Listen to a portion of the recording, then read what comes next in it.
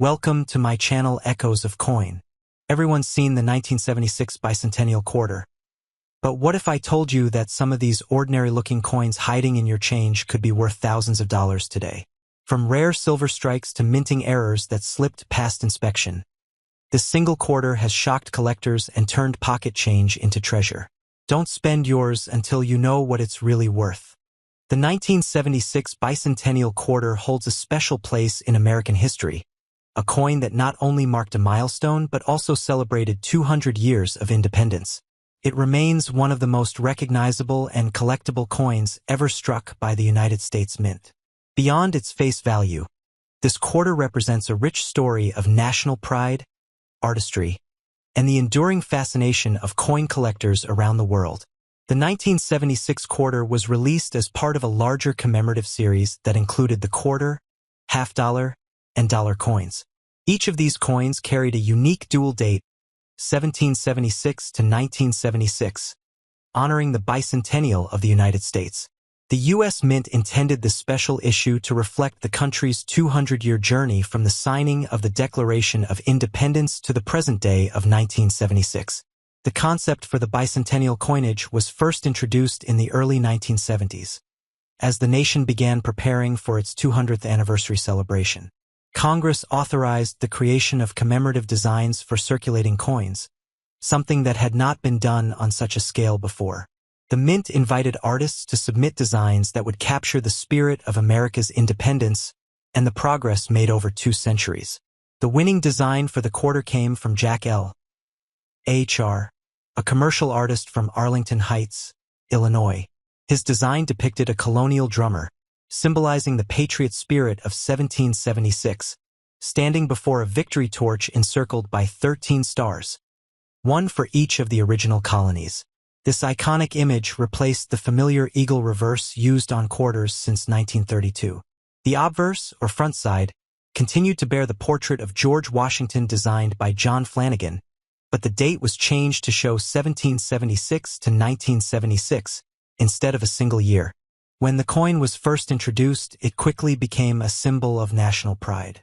Americans eagerly saved the new bicentennial quarters from circulation, treating them as keepsakes rather than everyday change. The U.S. Mint struck these coins in massive quantities at the Philadelphia, Denver, and San Francisco mints, ensuring they were widely available. Yet, even with hundreds of millions produced, certain variations and conditions have made some of these coins highly valuable today.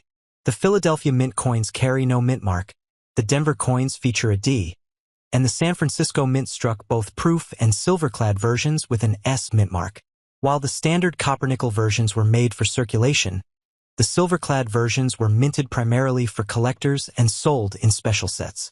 The silver-clad composition included 40% silver, which set them apart from the regular clad coins composed of 75% copper and 25% nickel. The silver versions were released both in proof and uncirculated finishes, often packaged with the bicentennial half-dollar and dollar coins. These sets were highly sought after in the 1970s and remain collectible today. The release of the Bicentennial Quarter marked the first time in U.S. history that a commemorative design appeared on a coin intended for everyday circulation. This made the coin not just a collector's item but a true piece of living history that millions of Americans encountered in their daily lives.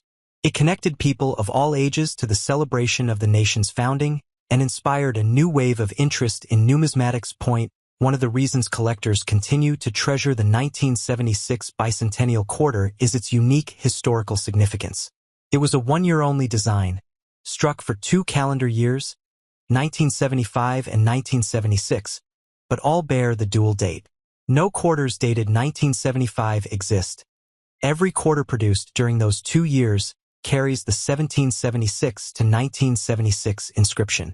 This detail adds an intriguing element for those studying minting history and production patterns. Beyond its symbolism, the 1976 quarter also introduced several subtle varieties that collectors now seek. Differences in strike quality, die condition, and planchet composition all contribute to the range of values found in today's market. For instance, proof silver quarters from the San Francisco Mint can command significant premiums when in perfect condition, especially those graded PR70 by professional grading services. Error coins, as always, hold a special fascination. Certain 1976 quarters were struck off-center, double-struck, or show die cracks and other anomalies that occurred during the minting process. These errors are highly desirable among advanced collectors, and depending on rarity and condition, they can sell for hundreds or even thousands of dollars. Collectors also differentiate between Type 1 and Type 2 varieties of the Bicentennial Quarter, particularly among proof coins. The Type 1 features bold, thick lettering on the reverse, while the Type 2 shows a more refined, thinner style.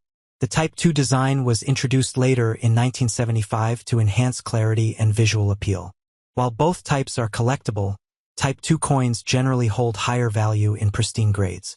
In circulation, most 1,976 quarters show signs of wear from everyday use, which reduces their collector value. However, finding an uncirculated or high-grade example can be rewarding. Mint state coins with sharp details and bright luster are particularly prized, especially those graded MS-67 or higher. Such coins reflect superior striking quality and careful preservation over nearly 5 decades. Today, the Bicentennial Quarter remains one of the most recognizable and beloved designs ever produced by the U.S. Mint. Even casual collectors and non-numismatists often remember the drummer boy design from their childhood, making it a nostalgic symbol of American heritage. This cultural connection helps sustain demand for these coins across generations. The monetary value of a Bicentennial Quarter varies widely. Circulated examples generally hold only face value, about 25 cents, but uncirculated or silver versions can fetch several dollars to over $100 depending on grade and market conditions. Proof silver quarters in top condition, especially certified by PCGS or NGC, can sell for even more among serious collectors. Beyond its financial worth, the coin's artistic and historical impact continues to resonate. The design of the drummer boy remains a visual link between the revolutionary spirit of the 18th century and the modern era of American coinage. It stands as a reminder of the unity, perseverance, and creativity that define the nation's story. The Bicentennial Quarter's wide distribution and enduring popularity have made it a cornerstone of U.S. coin collections. From casual hobbyists to professional numismatists, nearly every collector has at least one 1976 quarter in their possession. It serves as both a gateway coin for beginners and a cherished piece of nostalgia for those who lived through the bicentennial celebrations.